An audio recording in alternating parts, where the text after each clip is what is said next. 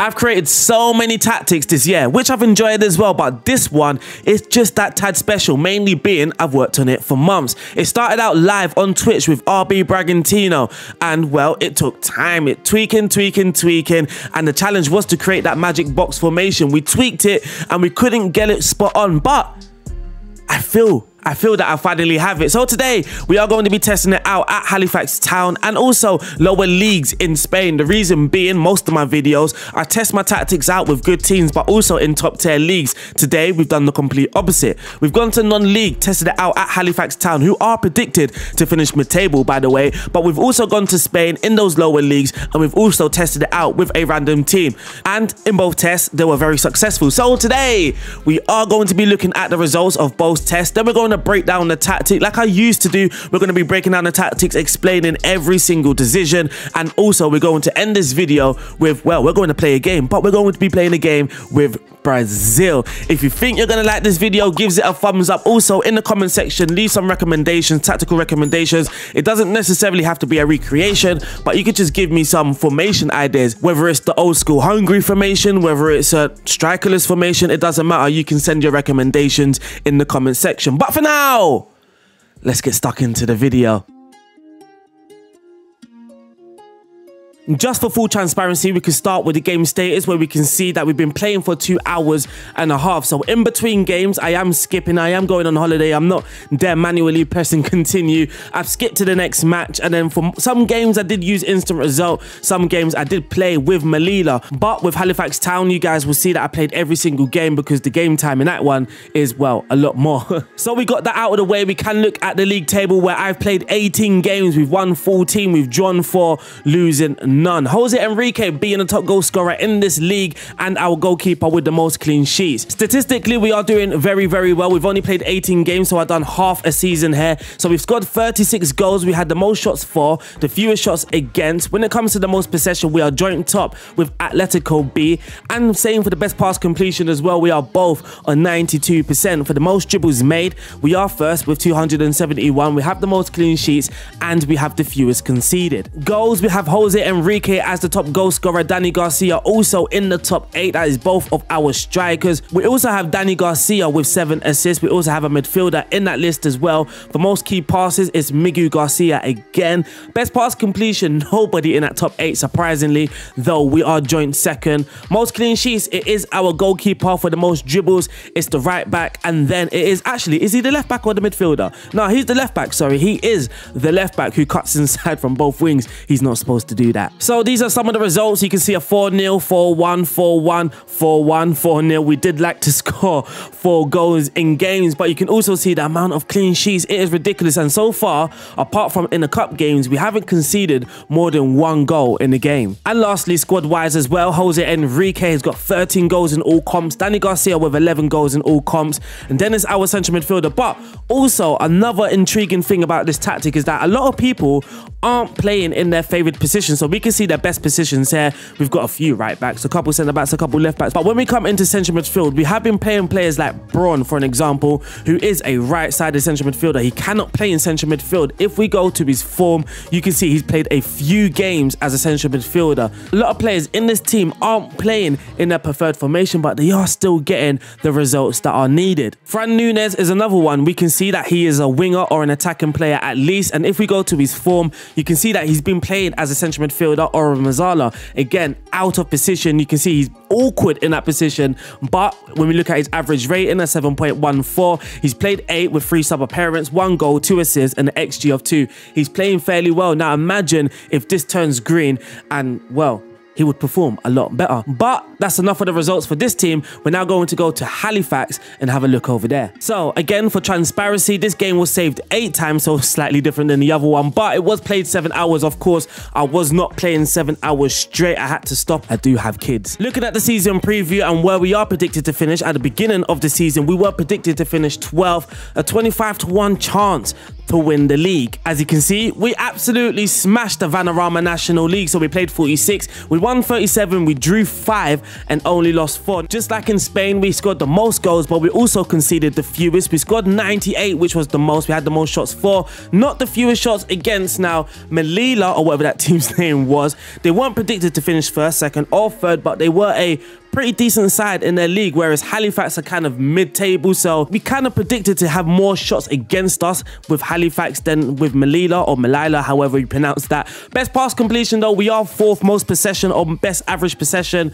We are in 2nd with 55%, so this is very heavy possession based. Most tackles won, we are in 4th. This is a mid-block, by the way, so spoiler alert. Most dribbles made, we're in 3rd. Most clean sheets, we topped that, and for the fewest conceded, we also topped that. Most goals, it is our striker, I don't know how to pronounce his name, Martin Woods, in 5th place with 21. So one of our strikers scored 37, the other one scored 21. A lot of goals. Martin Woods with 13 assists, Tom Clark with 12 assists, and our striker with 12 assists as well. So just like at the other team as well, the striker, he's not just scoring goals, he's also getting a lot of assists, and that is because they're playing in a certain role, which we will see when we get to the tactics. Most shots, our striker. Most man of the match awards, Martin Woods. Most key passes, Martin Woods in that list. For the best pass completion, again, nobody there despite us having a very good pass completion rate. Tackles won, Martin Woods. Most dribbles made, nobody in the top 8. Most clean sheets, our goalkeeper, and for the fewest conceded, our goalkeeper comes in 2nd place. And I also knew I had a very good tactic on my hands when I saw the under 18s doing very, very well. So not only did we win the league, Halifax under 18s also won their league. Now I can't tell you where they were supposed to finish or whatever, but I doubt we have the best youth team in this league. I mean, our youth team only had about 2-3 players at the start, but we played 32, we won 23, we drawn 6, and we lost 3. Well, the youth team lost 3, but looking at the goals for, I mean, we scored 94, and the team with the 2nd most scored 62. So that is how dominant Halifax under 18s were in their league. Goals wise, our striker scored 46 goals in 54 starts. Now, he also got called up for Nigeria. He didn't play, so you can't see any caps there, but I'm going to pop up a screenshot. We can see him in the squad. He actually got called up for Nigeria, and he's playing in non-league. Insane. Martin Woods scored 22. Our central midfielder, Zach Delaney, he scored 17. He was also a striker. Looking at the assists, Martin Woods with 16, our striker with 14, Tom Clark with 14, and Matt Warburton is on 11. But for someone like Tom Clark, just look at his profile, we can see he's not an attacking player. Why or how has he got so many assists? He's got 12 assists to his name. He was playing right back, so again, another spoiler alert, but his best roles, non-nonsense, full-back defend, wing-back defend. We kind of went against all advice here. We played him as an attacking role, and he got 12 assists. He can't cross, he can't dribble. He's somehow still got in those positions to, well, to supply us with an assist. In the FA Cup, we got knocked out by Portsmouth in the 1st round, which was slightly disappointing, but Portsmouth, are they in the Championship? Oh no, they're in League One, but they do have some very decent players like Dane Scarlett. I mean, he was the player that ripped us apart as well. And in the Builder-based FA Trophy, we got knocked out in the semi-finals, which I'm actually very proud we got to the semi-finals, though reach the quarter-final was the minimum. We got to the semi-final with a B team. I rotated my team heavily when it came to those Builder-based FA Trophies. One reason being is because in the National League, you play so many games. You play 46 games, you play the FA Cup and Builder-based. We had to rotate. But that wraps up the results. The results were all good. Now we're going to move over to the formation. But first, we are going to talk about the formation, the advantages, disadvantages, my influence as well. Why this shape? Why did I pick this shape? And this was actually requested by a viewer as well, to tell us what can go wrong or tell us the flaws about a formation rather than just tell us it's all good, because sometimes it's not all good. But for now, let's move on to the tactic. Oh, wait just a second and grab your phones and make sure you download that OneFootball app, because OneFootball has kindly sponsored this video once again. Now, OneFootball is a fantastic football app that you guys should be downloading. I've already downloaded it. I like using it. I like following Saka. I can follow Saka on the app by just clicking on the little star button, and I get all the notifications that I need about Saka. But also I can check team stats, I can check football news, I can also watch match highlights as well, which is also my favorite thing. Sometimes I'm just laying down late at night, just going through my phone, scrolling, and scrolling. But the good news doesn't end there, because every Saturday there is a selected match, there's a selected Serie A match every Saturday, and you can watch a Serie A game for free every Saturday. This Saturday is going to be Empoli versus AC Milan. Don't miss it. I will see you guys there. Don't miss it. Make sure you download that app though. The link will be in the description, or the link is in the description. Downloading that will help this channel out a lot. So simply just clicking on that link supports this channel. I'm not that bad at explaining things, but sometimes I rather things come from professionals. So we are going to be using the coach's voice, and they're going to be talking about the 4-2-2-2. I always struggle. I always add an extra 2. I'm like 4-2-2-2-2. But we also have this site here as well. We're not going to go through it. We're not going to sit here and read everything. We're just going to pick up some key sentences and what actually influenced the current FM tactic that we have. The Magic Box is a formation that uses a traditional 4-player defensive line and a midfield split into pairs. The first, a double pivot, protects the central spaces ahead of defenses, and the second, a more advanced pair, primarily operates between the lines in support of the 2 centre forwards. Key. The 4-2-2-2, sometimes referred to as the Magic Box, Magic Rectangle, or the Magic Square, is thought to have first been used in the 1950s Brazil, where Flavio Costa focused on free, fluid, and improvised attack and play. Again, that's key. Being free, fluid, and improvising in attack is all key to our Football Manager tactic. The fullbacks provide the team's attacking width in the 4-2-2-2, just like in our tactic, often moving ahead of the double pivots. The centre backs use the double pivot to build from the back, while also breaking lines with passes into the attacking midfielders when possible. The number 10s are the primary creators and both the most interesting and unique aspect of the Magic Box. They aim to get in positions between the lines to pick up the ball. They link the defence and the double pivots to the centre forwards, while also offering an additional goal threat, bursting forwards during counter-attacks and subsequent moves to pick up the second balls and shoot from distance. It's also common to see the number 10s moving wide to support the advanced fullbacks. Again, key. They may deliver crosses or make decoy runs to create space for fullbacks to cross. The centre forwards stay highest and are responsible for creating and finishing chances. They occupy the opposing centre backs, link play with midfield runners, attack crosses, through balls and cutbacks, and stretch the opponents by threatening the space in behind. One of the 2 strikers may drop short to create space for a central midfielder to run in behind, but they mostly remain central and high up the pitch. Out of possession, the back line of 4 steps up like any other back 4, staying compact and protecting the spaces closest to goal. However, the fullbacks may push forward to press an opponent. When one does so, the centre backs and the far side fullbacks slide across the pitch to cover. The number 10s are likely to take up a narrow defensive position, staying close to the double pivot. When the team drops back into a block, they may move alongside the double pivot to form a second line of 4 and create a 4-4-2 block. The centre forwards, they are responsible for instigating the high press and then applying pressure from behind the ball to stop the opponent from turning out and recycling possession. If the aim is to force play towards the touchline, the centre forwards will press outwards and try to prevent the opposition from switching play. So that was an article from The Voice on the Magic Box formation, kind of the key responsibilities from players and their roles, and just how the shape operates. In Football Manager, what we wanted to create or kind of recreate is that samba football. They tend to play football as if it were a dance. They tend to reduce everything to dance, work and play alike. Ooh.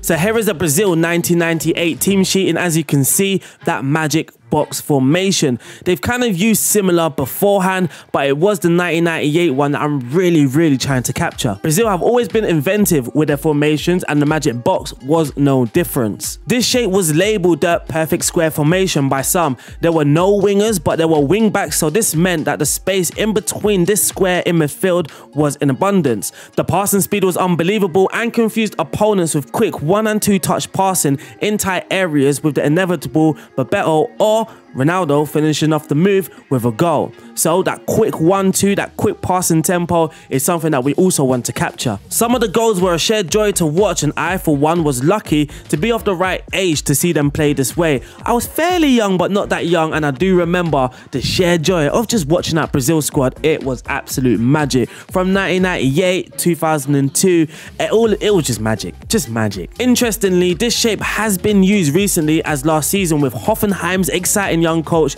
Julian Nagelsmann, obviously at the time this was written, adopting this formation in the Bundesliga. But that wraps up the influences and the information on the Magic Box formation. Now we're just going to swipe into Football Manager.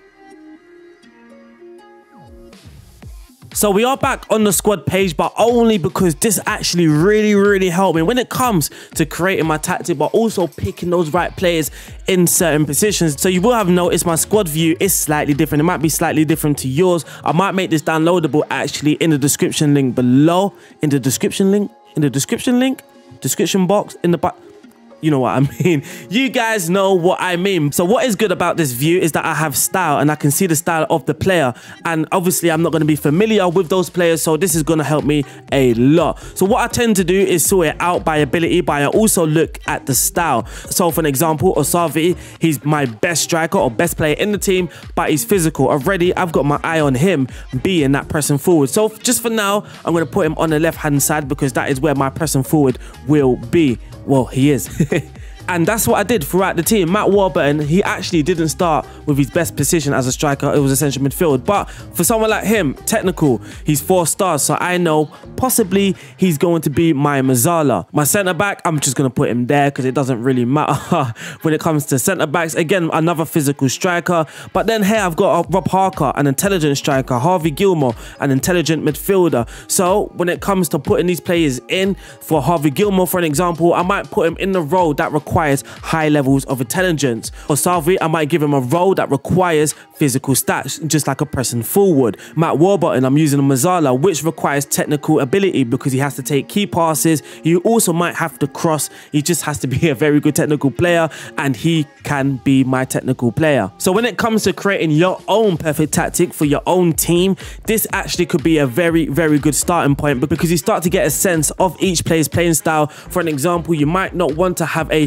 physical player as your advanced playmaker. So now let's create this Samba style tactic. For the mentality, we're using attacking. We just want to get bodies further forward. We want to operate in the opponent's attacking or defending third, but we also want expression, a lot of expression, a lot of creativity. Attacking width, fairly narrow, channel play in those central areas because that's where our strength lies. That is where we have a lot of bodies. That's not necessarily a strict rule. Just because you have a lot of bodies in central areas, that means you must pass in central areas, but it can bring out a lot of players, especially the player roles that I'm choosing. It can bring out a lot in certain players. For the approach player, we are going to play out from the back, but also with the passing directness, we're going to retain the possession. And this killed this league, especially in the lower leagues like National League, where a lot of things are direct. They're trying to play a lot of direct football, whereas we're doing the opposite. We're keeping the ball on the floor, keeping possession, and sometimes teams just find that very difficult to defend against.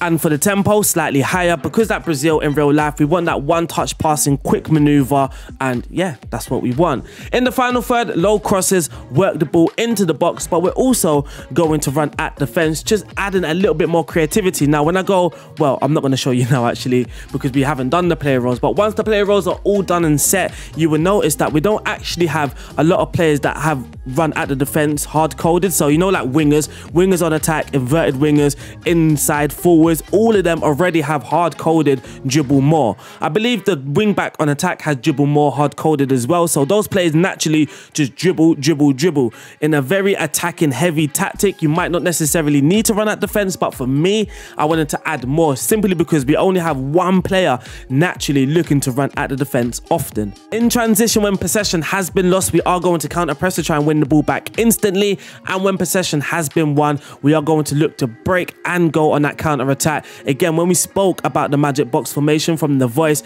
counter attacking can be key for this tactic. When the goalkeeper's in possession, I'm going to throw it long. That's just my preference, and that's because of my goalkeeper. But of course, if you choose to use this tactic or download this tactic, make sure you look at your goalkeeper and choose what's best for you.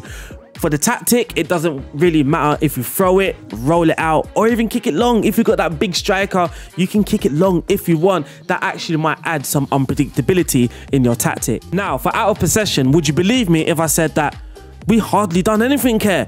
All we need to do is trigger press, boom, more often, prevent short goalkeeper distribution, and that is literally it.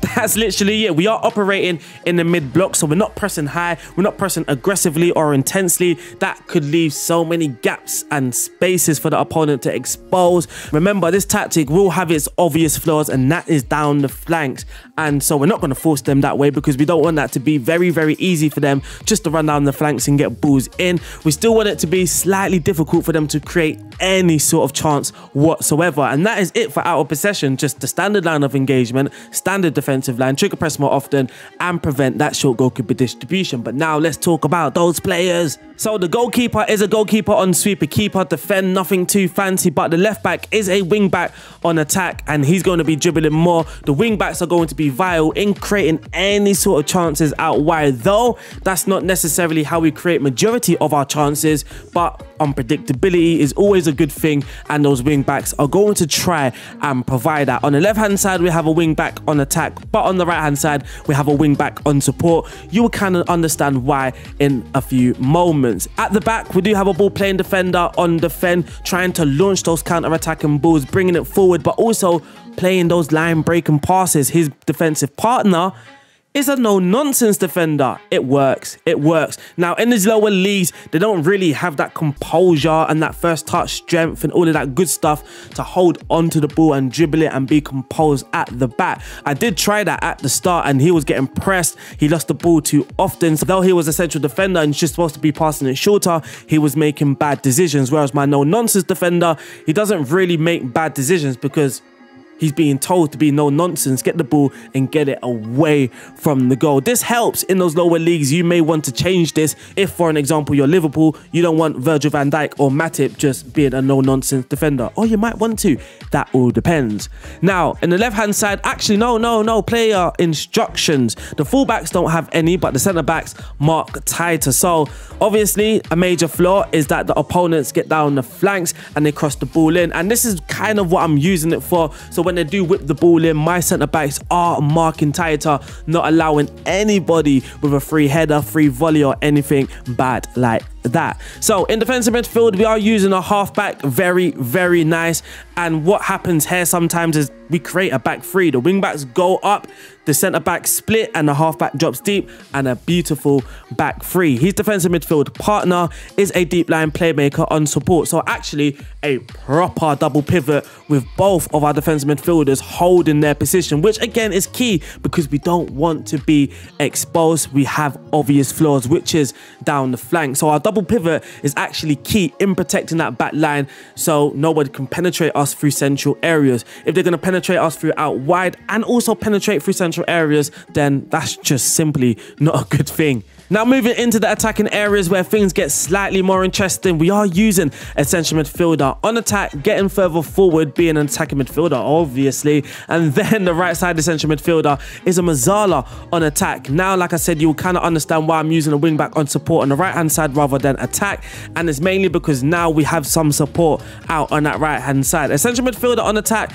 he's focused in those central areas, so the wing back has this responsibility all on his own, whereas on the right hand side the right wing back has some support with that Mazzala drifting out wide, and they can link up on that right hand side as well.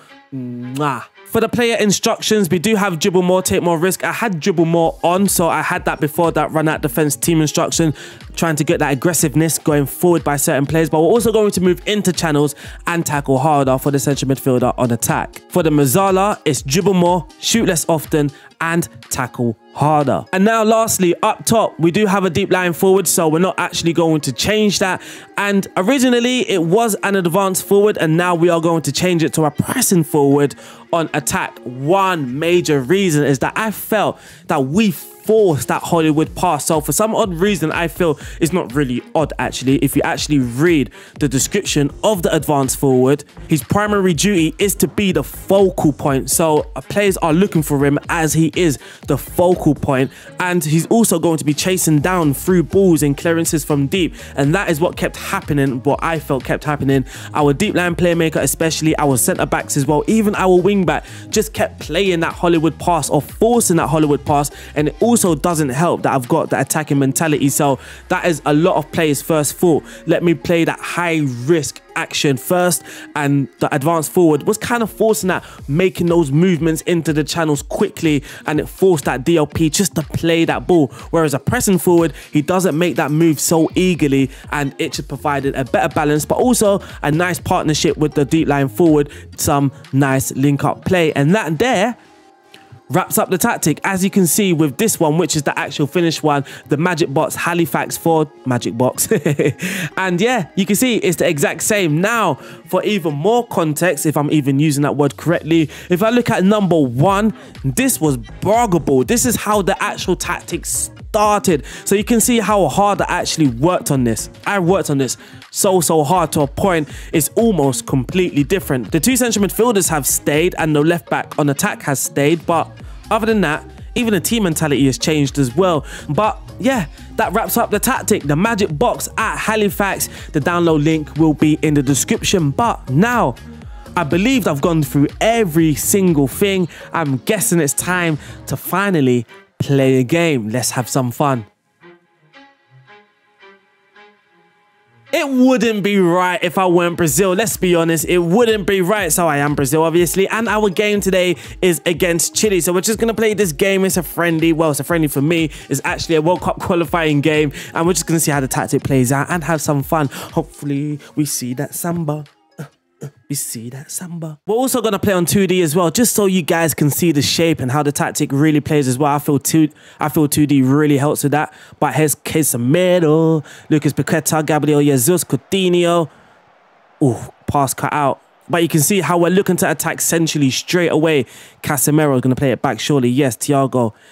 Eder Militao. Now, this is why we have to retain possession, actually. So I might actually stop a lot. I'm sorry, guys. I'm sorry. But this is where retaining the possession is going to be key, because sometimes that pass forward is not always going to be on, and we just have to retain that possession and be patient. And that means sometimes just passing the ball backwards. If we pass the ball backwards, in turn, we can actually be bringing them out, and then bringing them out, we can move back forward again and, well, move into some spaces that we have created. Here's Casemiro, Thiago. So here you can see Valdez here for Chile. I don't believe he's a real player. He's going to press us, and there he's created a space here. Now, let's say Lucas Paqueta drops and we can find the ball there. We've just created that space simply by passing the ball backwards, but I doubt that's going to happen. Here's Militao, Fernandinho. We still find it to Lucas Paqueta. Either way, the ball still finds him, so it worked. That's how important pass is. Recycling possession. That's how important recycling possession can be for this tactic. Here's Lucas Paqueta, plays it out wide to Fabinho. What a pass that was. Fabinho. Oh, Jesus, what a cross. Casemiro, Alexandro plays it to Neymar. 1-0 already. Samba time. And that samba football, there it is. We all got to witness it. Here's Casemiro on the ball, plays it out to Alexandro. That's what I called him. Alexandro, hard and low, Neymar, 1-0 to Brazil. As not much is happening, we can see the current passing network, just the shape in which we pass the ball in. And you can see here that halfback. So though he's positioned slightly on that left-hand side, he's obviously not going to be a halfback on that side, because in order to be a halfback, he wants to drop in between the defences. So the 2 centre-backs split, allowing a halfback to come in, and you kind of form a back 3 whilst you're in possession. And that kind of stops being counter-attacked as well, or can help prevent being counter-attacked. Here's Claudio Bravo. I mean, the first half is certainly quite down. Here's Gutierrez, looks for Diaz, but Fabinho cuts it out. Militao, Thiago Silva, Lucas Paqueta. Plays it back to Thiago Silva. Now we're just going to retain the possession. We're just going to retain. There's no rush. And look at that pass there. Here's Alexandro. Is it going to be hard and low again? Neymar Jr. Neymar. Hard and low. Paqueta. Oh, I thought that was it. Oh, for the samba football was coming out again. Oh, no. Let's not concede here. Yes, we win the header. It's Fabinho. Casemiro now. Here's that back 3 that I was talking about. Here's Fabinho. That back 3. Sometimes it does look nice when you see your ideas play out on the match engine. It does look nice sometimes, or it feels nice at least. And look, we're just going to be patient here. And this is what kills it in the non-league as well, because other teams they just don't know what to do. They don't know how to defend against it. And at times, they're just going to be forced to press. And then when they do press, that is when we play something like that, a ball like that, where we've just taken out a player and they've taken us out in the penalty box. It's about to be 2-0, I believe. Does Neymar miss? He almost missed. Neymar time! It's 2-0. That's his 70th goal for Brazil. He's got that many goals for Brazil. Bravo's in the goal already. Fix. Oh, no. Don't you hate when this game does an instant reply? Here's Alexis. Oh, it's an instant reply, ain't it? Diaz. Instant reply. I've read that. I read that. Oh, fuming. Fuming. There's me banging on about the defense and how strong it is, and we just literally conceded from a kickoff. The fullback's done poor there. The defense have done poor there as well. Yeah, everyone's to blame there, including me. So, it's 2-1 at half-time. Let's hope we can score more goals in that second half, and let's hope we don't concede in that second half. Let's go. Here's Alexandro, Casemiro, Fernandinho, Lucas Paqueta. What a player he is. Beautiful player. Oh, he's just going to... I thought that was in.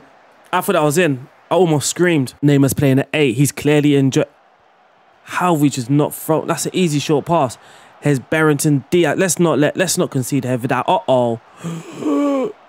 How many Diazes do they have? Gutierrez, Valdez. No, Alexis, Diaz. He should be scoring. The Blackburn striker, he should be scoring. We were bad defensively there. I mean, that come from our throw as well. We shouldn't be conceding a chance from our throw there. Brazil are enjoying themselves. Bravo's making saves. So I have noticed a lot of the times as well, we're having some highlights at the bottom, like the commentary with Bravo making saves, but we don't necessarily see it in the key highlights, likely because we have to watch it on extended. But let's take out Lucas Paqueta, and I'm going to do what I've been doing in my actual saves. So I'm going to put in a winger as a central midfielder. I do like to play players out of position because it just works with this tactic. And Firmino as the striker instead of Gabriel Jesus. To be fair, I was going to start with Firmino and I'm only playing Jesus because I'm a gooner. Neymar. Oh, it's free. It's time for that samba again. That samba again. And that Neymar dance.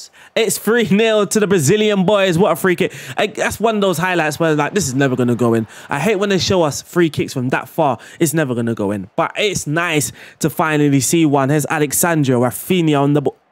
Yes, well done, boy. Here's Firmino. Eder Militao. Casemiro. I'm going to keep my eye on Rafinha here because, again, I want to see why. I know why because I've watched a lot of times, but it's just so fascinating to see how wingers perform so well as a central midfielder. Oh, Firmino, he should be scoring there. A lovely move by Brazil there. Should be scoring. But we're just going to watch Rafinha's movements because it's like he understands that role so well. Oh, here's Alexandro. Have a shot. Neymar. Ooh, shenanigans. That might be offside though. Yes, offside. Way off. Coutinho's not necessarily having a good game, and I felt like this was a tactic that Coutinho could thrive in. Obviously, it's only just one game, but at the same time, I was expecting a little better. And unfortunately, that wraps up today's game, but it also wraps up today's video. I have thoroughly enjoyed this video. Now, this was more of a style of my 4-3-3, my Perfecto videos, where I kind of go through the process of designing a tactic, and I feel I should go back to that because I have tried to cut down my video times lengthwise, and I don't feel that you guys appreciate that. Is that the right word? I don't feel you guys appreciate that. I feel there's more appreciation when I'm describing things and detailing things because then you guys get a better understanding, and it means that you don't necessarily have to download my tactic because it can help you with, well, creating your own, which is always the goal for these tactics. But unfortunately, that wraps up today's video. I hope you guys have enjoyed it. If you have, give it a thumbs up, leave a comment in the section. Tell me a different formation that I should try, but it doesn't necessarily have to be a recreation. It could be like something, the magic box or this magic box formation like this, and then I kind of just design my own tactic around it. You can let me know in the comments, but I'll see you guys soon. Shout out to my Patreon. Stay blessed, stay cool. Good night.